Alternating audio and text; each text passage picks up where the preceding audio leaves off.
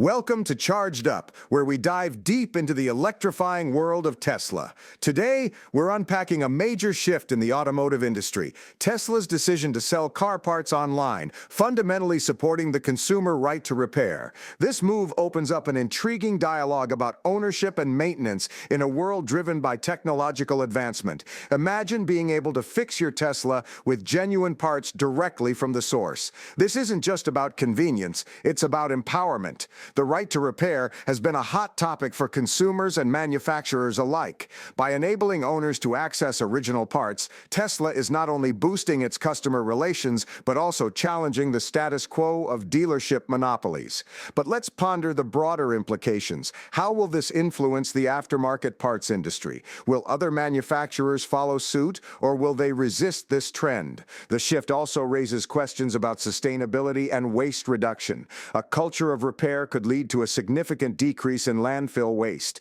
Join us as we explore these themes and more, examining the intersection of technology, consumer rights, and environmental responsibility. This podcast was co-produced by Daniel Aharonoff and Mogul Media AI.